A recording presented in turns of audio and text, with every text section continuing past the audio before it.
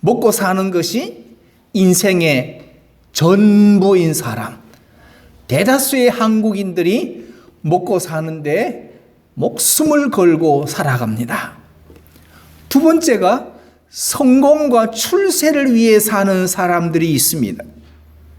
한국의 정치인들을 보면 오직 성공과 출세만을 위해서 온갖 거짓말과 온갖 궤변을 일삼는 것을 볼 수 있습니다. 세 번째는 이제 의미를 추구하며 사는 삶이 있습니다. 내가 왜 태어났나?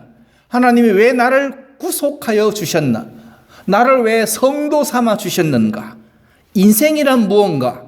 끊임없이 의미를 추구하는 삶을 사는 차원이 있습니다.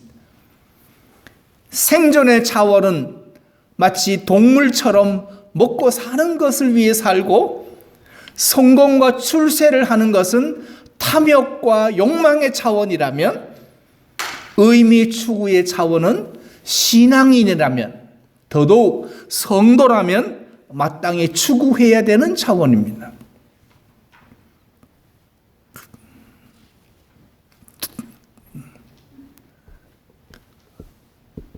독일에서는 아이가 태어나면 아들이든 딸이든 그걸 구별하지 않고 어려서부터 독립적으로 살아가는 삶을 훈련시킨다고 합니다. 예를 들면 여자아이에게 망치질을 가르치면서 독립된 인격으로 사회에 나가서 살아갈 수 있는 기본적인 훈련을, 페인트 칠하는 것은 물론이고 청소하며 집안일 하는 것, 남자아이들, 여자아이든 다 가르친다고 합니다. 그래서 한국의 어떤 처녀가 이제 독일 남자랑 연애를 하며 데이트하는데 날씨가 매우 추웠다고 합니다.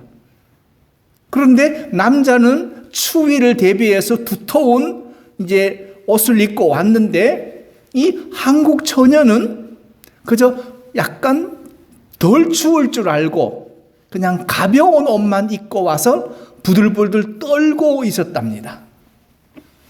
자기 여자친구가 추워서 부들부들 떨고 있는 것을 보면서도 이 독일 남자친구는 자기 옷을 벗어줄 생각을 하지 않더랍니다. 그래서 따져 물었답니다. 아니, 사랑하는 사람이 추워서 떨고 있다면 대부분의 한국 남자는 옷을 벗어준다. 그런데 어떻게 당신은 내가 추워서 떨고 있는데도 옷을 벗어주지 않느냐? 라고 따졌더니 그 남자친구가 하는 말이, 독일에서는 어려서부터 내 것은 내가 챙겨야 되는 것을 훈련받는다고 합니다. 내 것은 내가 책임지는 훈련. 그러면서 독일 남자친구가 비로소 옷을 벗어주면서 하는 말이, 옷을 벗어주는 것은 단 오늘뿐이다. 다음부터는 이런 일은 다시는 없다. 날씨가 춥다면 내가 준비해서 와라. 나는 내 것 준비했으니 너는 내 것을 준비해서 와야 된다. 이게 독일인의 정신이다. 그 아이들은 어려서부터 만약에 피크닉을 만약에 간다 그러면 아빠는 아빠 것만 챙긴다고 합니다. 엄마는 엄마 물품만 챙기고, 아들은 아들 자기 것 챙기고, 딸은 딸 자기 물것 챙깁니다. 자기 것은 자기가 책임지고 챙겨가고, 그리고 챙겨오고 정리하는 것을, 그걸 가정에서부터 훈련하면서 이게 독일인이다, German이란 이런 거다 라고 독일인의 삶을, 가치를 가르친다고 합니다. 그렇다면 방주교회 성도라면 어떻게 살아야 하는가?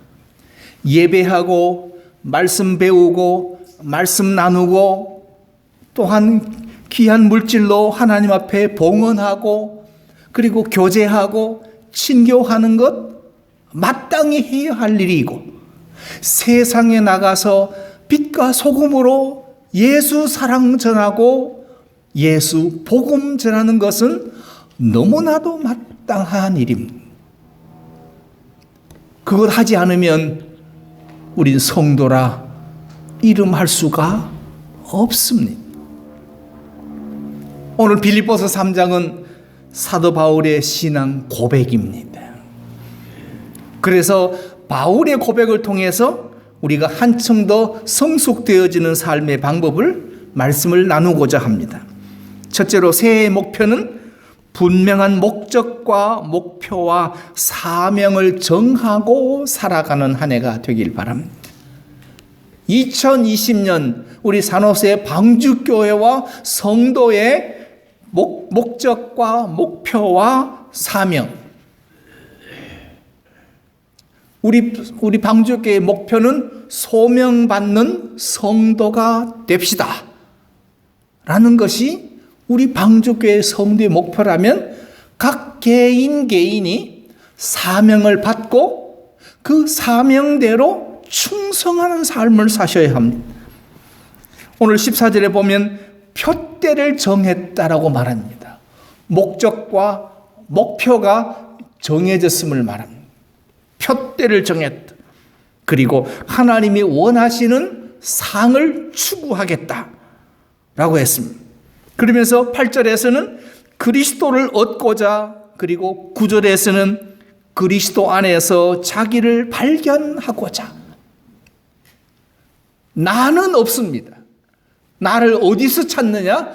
그리스도 안에서 내가 발견되어지기를 원한다. 그래서 10절에서 그리스도의 부활의 권능을 참여하여 그리스도의 죽음을 본받고자 한다라고 했습니다. 11절에서는 그 결과 죽어서 부활에 이루고자 한다. 사도 바울은 회심 이후로 그가 순교의 죽음을 죽는 그 시간까지 그는 처음부터 끝 마지막까지 그리스도 안에서 그리스도의 죽으심과 부활, 그리스도의 부활, 그리고 부활에 참여하는 그리스도 중심의 삶이었습니다. 이름은 바울이지만 많은 사람들 앞에 비춰진 바울의 모습은 그리스도 안에 산 사람이라는 말입니다. 분명한 신앙 성장의 꿈을 가졌습니다. 새해에는 우리 모두 이러한 동일한 신앙 성장의 꿈을 가지시기를 주님의 이름으로 축원합니다. 그렇다면 왜 꿈을 가져야 되는가? 목표와 목적을 가져야 되는가? 꿈이라는 단어의 히브리어 원어의 뜻은 강하게 되다. 강하게 되다. 여호와께서 여호수아에게 강하라, 담대하라, 두려워 말라, 좌우로 치우치지 말라, 말씀 지켜 행하라 하면서 강하고 담대하라고 했습니다. 그 강하게 된다는 또 다른 뜻이 꿈을 가진다는 뜻입니다. 즉 신앙 안에서 꿈을 가진다는 것은 하나님의 은혜를 입어 나 자신이 강하고 견고한 자가 된다는 것을 말합니다. 강하고 견고한 자. 앞서 그 독일 사람의 예를 들었듯이 자신의 책임과 의무를 다하는 것이라면, 강한 자가 된다는 것은 성도의 의무와 책임을 다하는 것이 우리의 꿈이다 라는 말과도 같습니다. 그래서 아인슈타인은 지식보다 중요한 것은 상상력, 꿈이라고 했습니다. 상상력이, 꿈이 새로운 세상을 만듭니다. 하루하루 살아가기 어렵더라도 꿈을 꾸며 살아가야 합니다. 지금 한국에서 벌어지고 있는 일들은, 사람들이 무슨 꿈을 꾸는지 아십니까? 이 나라를 떠나고 싶다. 이 나라를 떠나고 싶다. 백성들의 꿈이 국가와 민족과 나라와 그리고 조국을 위해서 충성하고 봉사하겠다는 것이 아니라 백성의 꿈이 이 나라를 떠나고 싶다고 한다면 그 나라는 소망이 없습니다. 여러분이 하나님이 주신 은혜 안에서 소명받는 성도가 되면 하나님이 주시는 꿈이 우리들의 심령 속에서 싹이 나고 잎이 나고 그리고 줄기가 자라서 그리고 그것이 꿈이 열매가 맺어질 때까지 금년 한 해 52주간의 예배를 통해서 그리고 친교와 교제를 통해서 그 꿈이 열매가 맺어지게 되기를 바랍니다. 하나님은 절망하고 낙심하고 고뇌하고 어려움으로 포기하고 되는 대로 살려고 하는 우리에게 꿈을 통하여 꿈꾸는 자가 되게 하셔서 강한 자가 되게 하십니다.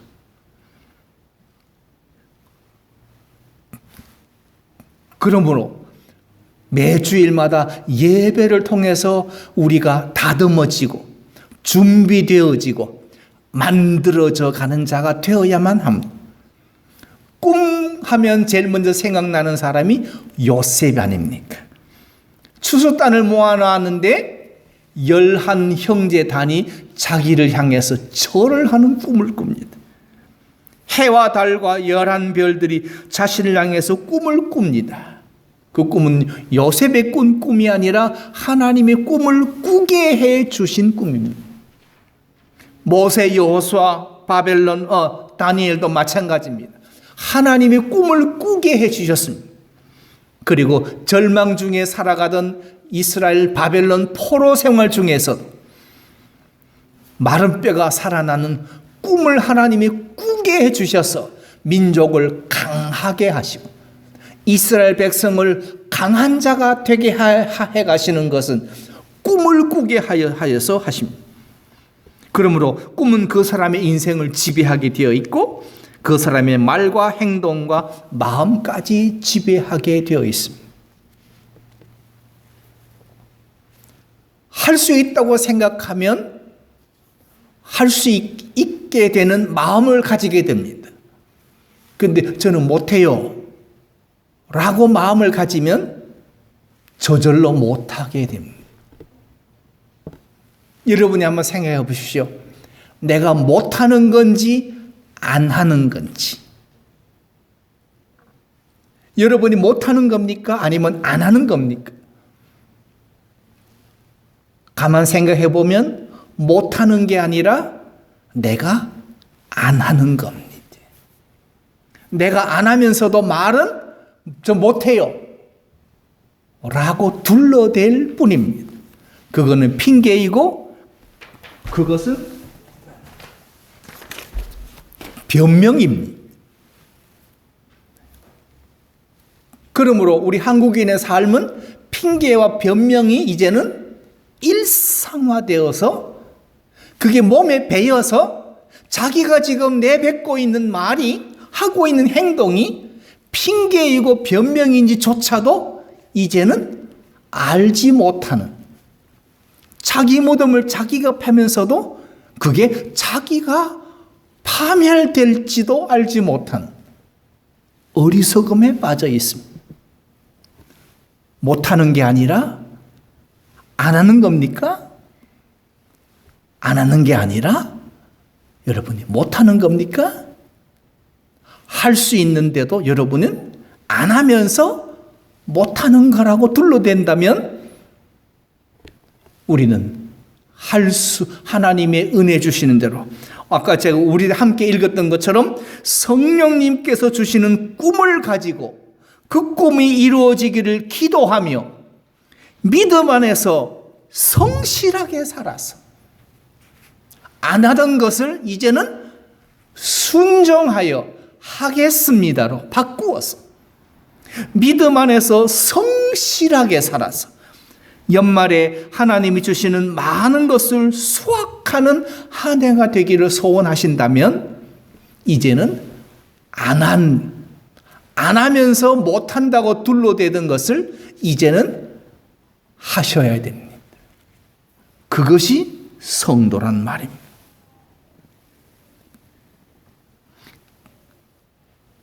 그러므로 하나님의 은혜를 입고 성령님이 주신 꿈을 가지고 그 꿈이 이루어지기를 매일매일 주일마다 기도하며 믿음 안에서 이제는 성실하게 사셔야 됩니다.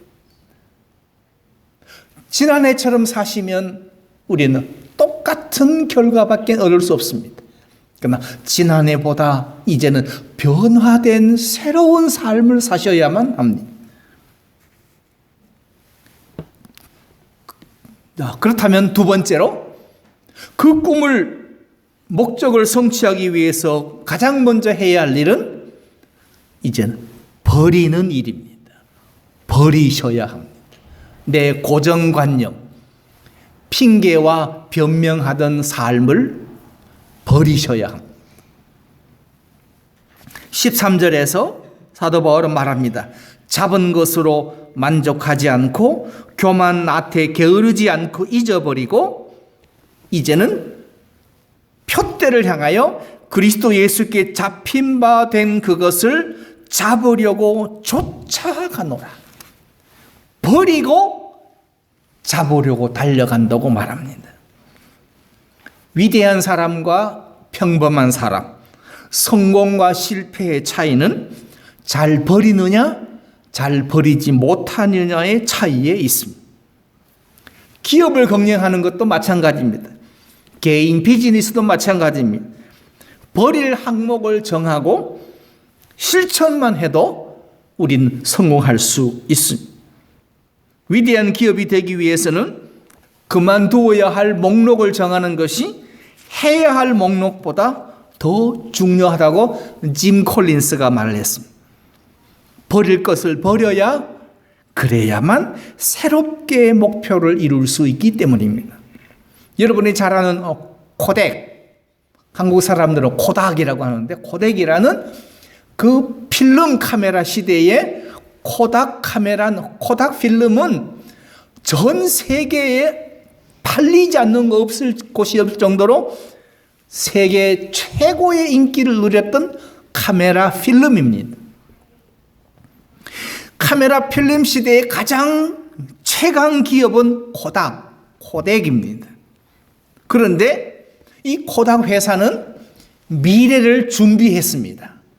필름 카메라 시대는 언젠가는 끝이 날 거다. 그러면서 이 필름 카메라를 대체할 새로운 기술이 뭐냐라고 하면서 1975년도에 이미 디지털 카메라 기술을 개발해 놓았습니다. 이미 기술을 가지고 있었습니다. 필름을 대신할 기술을 가지고 있었습니다. 그런데 2012년에 그 준비해 놓았던 코닥이 파산을 신청합니다. 회사가 망합니다. 기술이 없어서가 아닙니다. 기술을 이미 개발했습니다. 그런데도 코덱은 망했습니다. 망한 후에 이유를 살펴봤더니 너무나 간단했습니다. 코닥의 경영진과 코닥의 이사들은 이렇게 생각했습니다. 종이 사진의 가치는 변하지 않는다. 디지털이 아무리 발전해도 필름 카메라를 통한 종이 사진은 가치는 영원할 거다. 라고 버려야 될 기술, 버려야 될 과거의 그 유산을 버리지 못하고 종이 사진이 가치가 영원할 거라는 허황된 믿음을 가지고 있다가 이제 디지털 카메라 시대가 와서 이제는 종이 사진이 필요 없는 시대에 코덱은 망했다는 것이 사실입니다. 즉 버려야 될 때에 버리지 못하고 버려야 할 것을 움켜쥐고 있다가 결국은 망한 사례는 코덱만이 아니라 유수한 많은 기업들이 망한 것은 마찬가지였습니다. 그러므로 꿈과 목표를 이루기 위해서는 이제 여러분 안에서 삶에서 버려야 할 것을 버리십시오. 사울은 예수님을 만난 후에 그가 지금까지 살아온 모든 것, 그의 인생에 살아온 모든 것을 오늘 성경은 배설물로 버렸다. 배설물로 버렸다. 왜냐하면 그리스도만이 내게는 가장 가치 있고 본받아야 되고 따라야 하고 품어야 되고 쫓아가야 할 이유는 그리스도뿐이기 때문입니다. 내 지식, 내 경험, 내 자산, 내 자존심 배설물로 나는 버린다. 사도 바울이 자기의 과거를 이렇게 말합니다.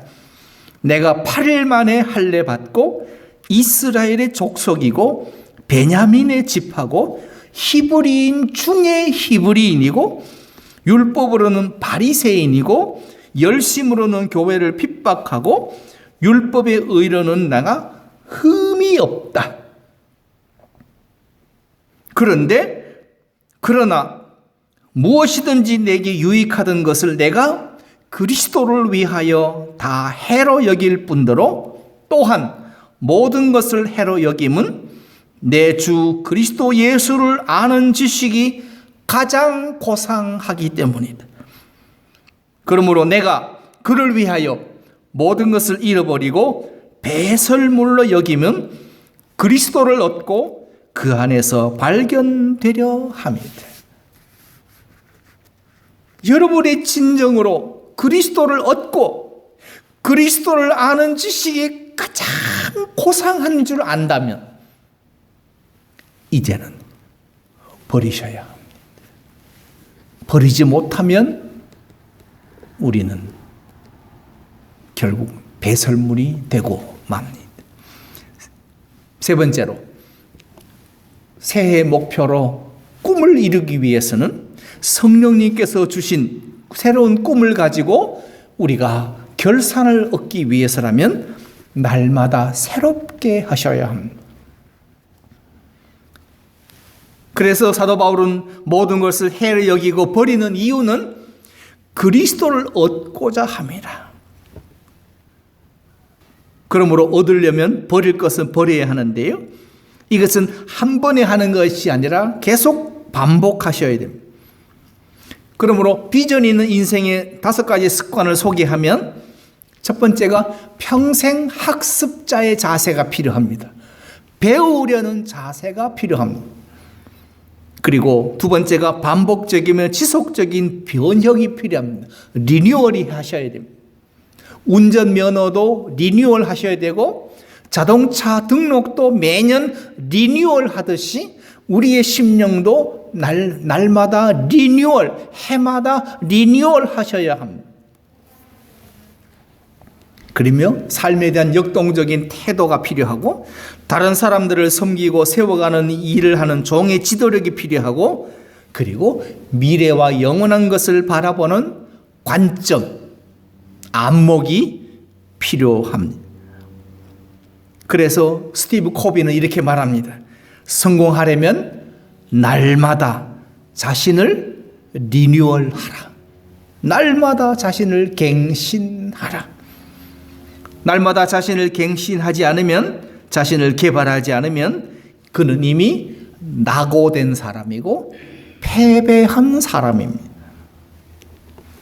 그 한국인으로서 이제 미국 시애틀에 있는 시애틀 퍼시픽 유니버시티의 교수로 일하는 그 이재일이라는 한 여성이 쓴 책이 있습니다.